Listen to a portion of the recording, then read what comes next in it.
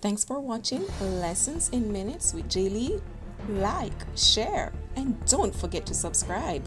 Let us continue to look at the ePortfolio, which is a part of the teacher performance appraisal. In a previous lesson, you were taken through a series of steps in generating your ePortfolio, right?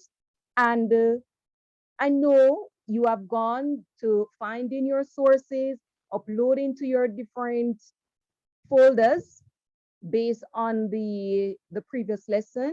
And if you have missed that, the link is in the description below. So you have your e-portfolio loaded to your Google Drive. And guess what? You may want to go ahead and share it as indicated earlier.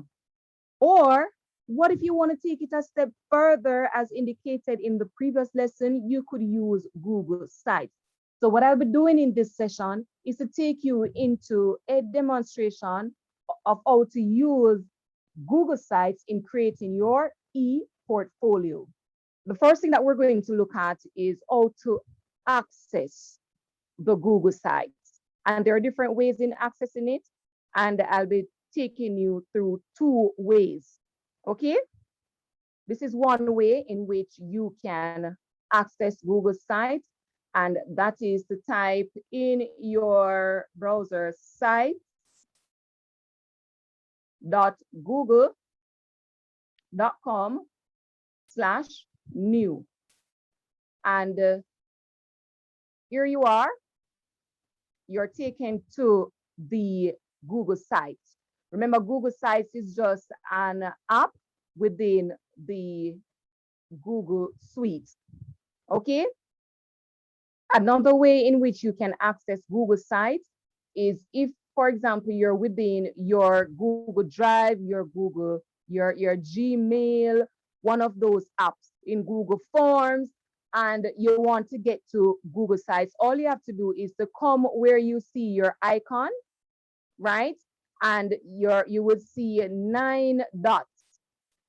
Toggle over that, and you select that, and then it will give you the options with the different apps that are there. If when you search, you're not seeing the Google Sites, like for me right now, I am not seeing Google Sites. So if it is not there, what you would do is to select more from Google, and that will take you to some more apps that are provided, that are available by Google. You scroll down until you go to all products, search all products, and you should be able to find Google Sites. It is right here. So this is Google Sites. You would then select it and it will take you to Sites. Okay, so that is also another way, which probably would have been maybe a longer way for some persons. So you're now in Sites, and on this page you're seeing template gallery. You could use a template if you want. If there were other sites, then of course you would have seen them there. But what I'll be doing though is to go by way of using the root of the blank site to create the site. Okay. Once you have generated this page, you have your portfolio. So I am going to enter my site name. I'll call that Jaylee. It's up to you. You select your site name, that is site name of your choice. But when you decide that you're going to publish it, if that site name is not available, then you'll be prompted to change that. So what we're doing now is basically working on the cover page, right? So your site can have several pages. I'll look at that shortly. So give your page a title. What is the title of my page? I'm going to call this Janelle's e-portfolio, right? Now, you can edit the font. You can edit your details right here. You can change the font style. I'll be working with this one. You can make it extra bold, bold, black, semi-bold, but I'm going to work with bold, right? What if I want to put this in a line, just one line only instead of two? you could expand. If that doesn't work, then you could decide to change the size of the font. So I'm going to change the size of the font to 48. There you go. It is now in one line. I'm going to add the year to it. So I'm going to press enter. And if you notice, the area is smaller and the font, the text changed to normal text, right? So you can go right here and you would change to whatever you want. We will look in those soon as well. But this time I'm going with normal text. And the normal text is basically little fine details that you're entering. And I'm going to put 2020 to 2021 journey. Okay. This, with your text, you could underline it, italic, so you could edit as you want. You can align it, center align, left align, right align, put in bullets, etc. This toolbar, you're going to find that it will be following you. It will be with you on your journey in creating your portfolio. So basically, this is my home page. This is basically your cover page as well. So your home page, your cover page, whatever you want to refer it, to it as. You can change the image, right? So select. You can choose from the Google Gallery, and these are pretty useful, trust me. You can go by way of URL where you would search for image online. You can load from your device. You can load from your Google Drive, but I'll be working with one of Google's image, and I'm keeping it professional because it's a professional portfolio. So I'm going to select that one. Double click, or you could just select the image and then select, and then it will be inserted. No. So basically, as I said earlier, remember, this is your home page. You can change the header type. So this is the header, and you can change the type. You can make it full cover if you want. You can make it a large banner or just a simple regular banner. Or if you want to go by regular title only. So when you get to the next pages, if you want to go by way of title only, then that is up to you. So I'll be keeping the regular banner. Now that we are finished with the header, we're going to look at adding a section to the cover page. By adding a section, you could use text if you want, you could load something from your drive, etc. But these will be utilized when I take you over to adding pages. Now I'll be selecting one of this layout because I want to add a picture and a few little details about myself. You can do the same if you want. After adding this section, you would notice that once you toggle over it, it will bring up the 3 items to the left that will aid you in customizing your section. If you don't want it, then you can use a trash can to delete that section. You can duplicate, you can edit the background. So you can emphasize, put color, put an image to the background, etc. So upon selecting that we were in regular, if you emphasize, that is what it would look like. If you go emphasis 2, that is what it would look like. And if you want to add the image, you would go ahead and do so. But remember, it's a professional portfolio, so try to keep it as simple as possible. Yes, you're going to customize it, but do not overcrowd it because you don't want to kill the details of it. So I'm going to go with emphasis 1. And if you want, you can change the theme. So you could go by theme and you change. Okay? So you can play around that in your time while you are creating your e-portfolio. So right here, I'll be adding an image, and in adding the image, you select the plus. You can go by way of uploads that would come from your device, select image that will take you to like your selecting from URL, searching Google, etc. From Drive, etc. So there are several options available to you. I'll be selecting upload because I'm going to show you how you actually add in an image. So my image is located in downloads, double click on it, and it will appear right there. So know that the image is successfully loaded.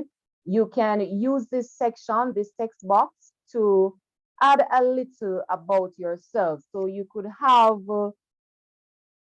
about J. Lee, or you could go, you choose your title, basically. You could put overview, and below that, you type a little bio about yourself. Like, I am J. Lee, a teacher of business studies at, you put institution name, etc. So that will basically pause right there. And that is how the cover page will look. Okay, now that we have successfully created the cover page, we can now look at adding pages to the portfolio. In adding pages, you go to the right of your dashboard, and you're seeing the tabs insert pages, themes. Remember, go ahead and select pages, go to the plus icon, select that. When you toggle over it, you would notice that you're seeing new page and you're seeing new link. What do you want? We want a new page. That is what we're going to select. Upon selecting new page, this box will come up and you type in the page that you want. So I'm going to type guiding principle 1. Okay, now with typing guiding principle 1, after you're finished naming your page, you select done, and then your page is generated. You can edit as you want. As indicated earlier, just go back through those steps that you used to create your cover page. And if you go back to home, you would notice that when you go to your right hand corner, top right hand corner, you'll see the name of the page that you have created. You want to go on that page, all you have to do is just to select that. And then you're taken to that page. Let's go through the steps in adding a page. So I'm going to add one more page to just take you to that again. So you select the plus. When the box comes up, you put in your page name. And I'm going to call this guiding principle 2. So it's up to you how you want to name your pages. And when you're finished, remember to select done. Upon selecting done, you notice that you're in that page. Again, if you go back to home, you could select home from right here, or you could select home from the top right hand corner of your site. So I'm going to select home from there. And then remember, once you are on your cover page, you will see the different pages at the top. You just select the page to take it to the page that you want to go. Or you can browse through your pages, manipulate, go through your pages from using the icons that are there, the tabs that are there. So you have insert pages. You want to see pages, you select that. So from the pages tab, you can edit your pages. So you can edit your own page, you can edit the pages that you have created. So what if you want to edit your guiding principle page? All you have to do is to select the 3 dots to the right of that title, and it will give you the options. You can make this your own page if you want. You can duplicate it, you can go to properties, etc. Or if you want to delete it, that is up to you. But you can find your way, just navigate through the options that are given. So I am going to use this area to go to guiding principle 1. And we're going to go through just a quick demonstration of how to add details to your page. You know to edit your head already if you want. And what I'm going to do now is to look at how we add table of contents. So the first thing I'm going to do is to add table of contents. So select table of contents, and notice it said add headings, and they will appear in your table of contents. In adding the heading, You'll have to select the section in which you want it to appear. So I want it just below where my table of contents will appear. So I'm going to select in that area, then go to the right and select Insert Text Box. Now is to look at how you add the table of contents. So from the toolbar that is presented there, you're seeing normal text, select the drop down arrow beside that. You'll see title, heading, subheading. Now, in order to get the table of contents, you have to go by way of heading. In adding the heading, say for example, we are entering unit plan. Once you start typing that heading, you would notice that it will be generated in the table of contents area. So I'm going to take you through adding another heading. And this will be, say, for example, action plan. And notice, because it is in normal text, it does not appear in the table of contents. So I'm going to change this from normal text to heading, and then it appeared in the table of contents.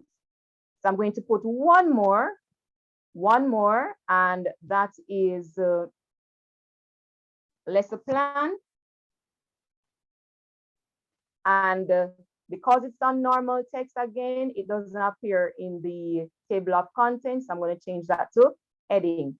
And there you go. It is now added to heading. What if you want the action plan to come before the unit plan? Just toggle over action plan. And when you're seeing that four-way arrow, select it, hold down onto it, and then you will be able to move the item to where you want it. Once you take it to an area, that area will be highlighted because it's indicating that this is how it will be positioned on your page. So I want it before unit plan, so I'll place it there. Notice there is a change in your table of contents. Now, how do you add details to that section? So basically, you're seeing action plan, unit plan, lesson plan. These are three sections on this page, which is my guiding principle 1 page. Adding details to that section, all you have to do is select the section, select drive, because remember I indicated that you're to load your folders to your drive. Select drive. Drive is now being populated. And what I'm looking for was with an item that was shared with me. Select the item and then go into the item to select exactly what you want to upload. So I'm going guiding principle 1. What am I looking for? Action plan. Double click on it and it will appear below action plan. So it is now being generated, and what you can see now is that it is successfully generated. I can add a little description to that, and I would have to go back to the insert tab. So I have to exit this, go to insert, select text box, and then it will generate a text box.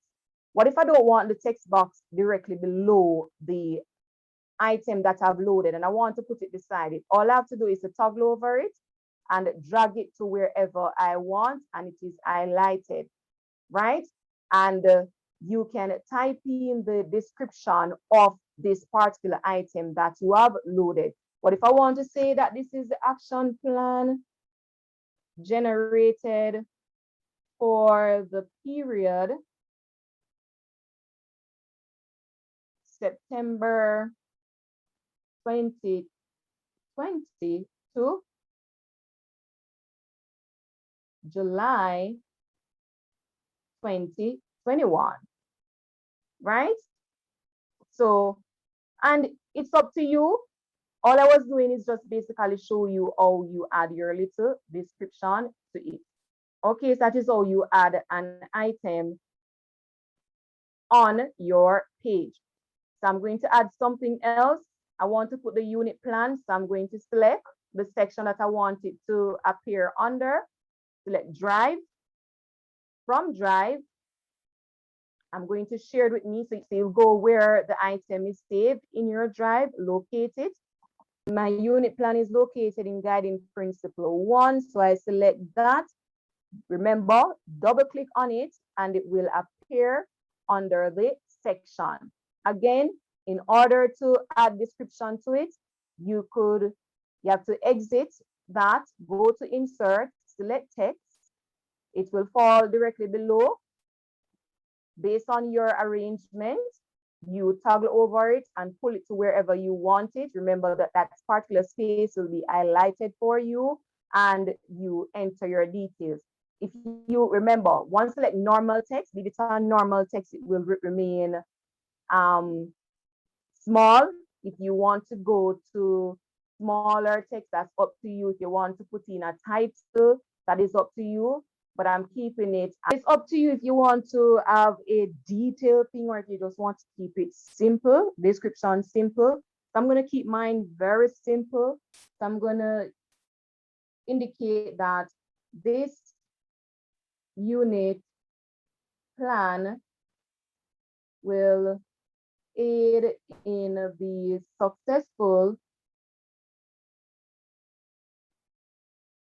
delivery of the principles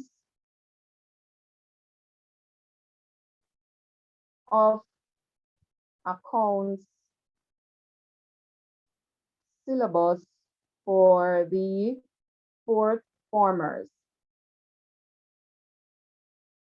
Okay, just something simple. So it's up to you, right? You can change the font as usual you want to, or you want to align it, etc. So that is up to you. So we have gone through basically how to add items to your site, your Google site in general. Once you're working on your portfolio and you're not ready to share it as it is still a working, it's still in the working progress stage. It is still in that stage. All you have to do, you can always exit because guess what? All changes that you have made is saved in your drive. Once you're working in one of those Google apps, Google Docs, Google Slides, Google Sheets, Google Sites, whatever changes that you have made, they are automatically saved for you. So you don't have to worry about saving. So say you're finished now and you are ready to publish the portfolio. You're ready to publish your portfolio.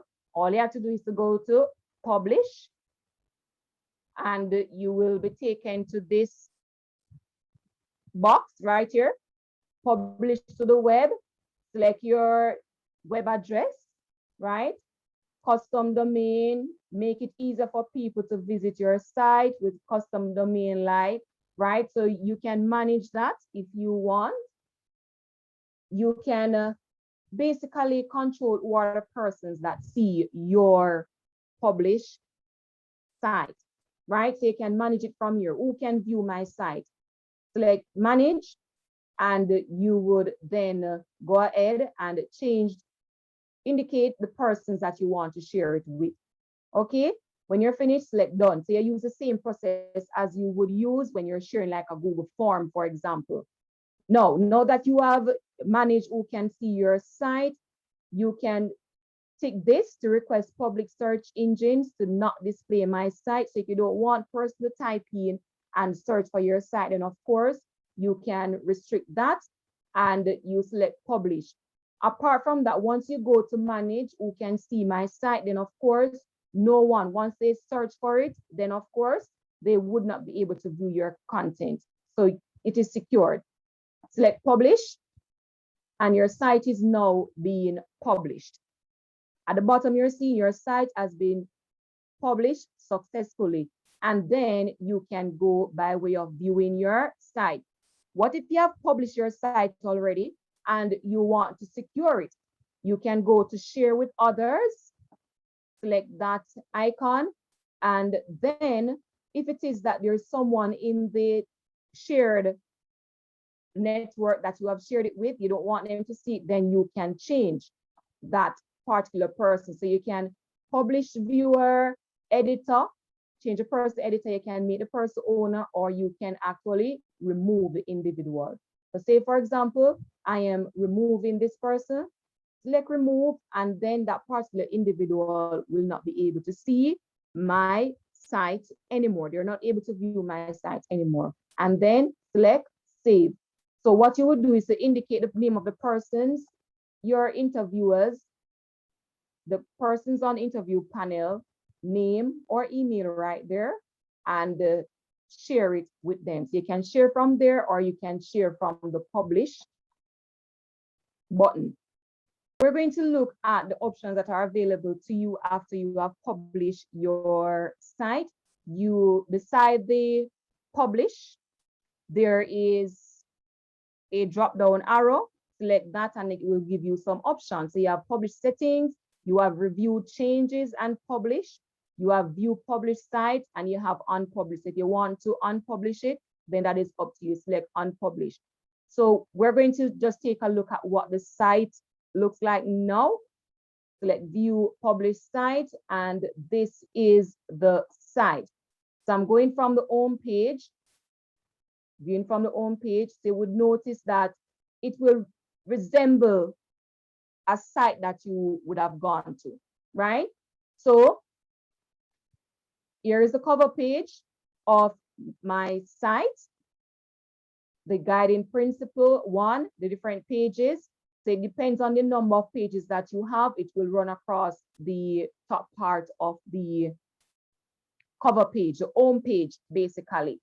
So I'm going to select guiding principle 1 because I have some items there. And there you have the table of contents.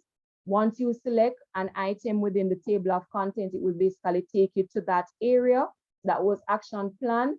Let me select unit plan and see where it will take me. Right to unit plan, and it will give you the items within that section.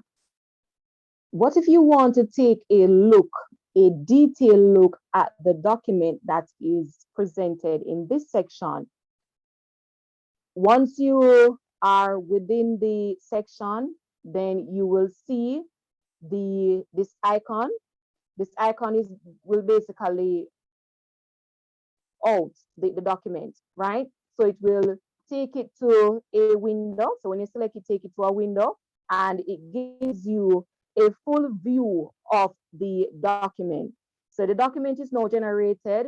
Notice you're presented with some information right here. You're currently signed in as, if you're not a particular person, you can change the account if you don't want to view it there, and select OK. So here is a full view of the document. So whatever you want to look at, all you have to do is just select the pop-out option, and it will take you to it to give you a full view.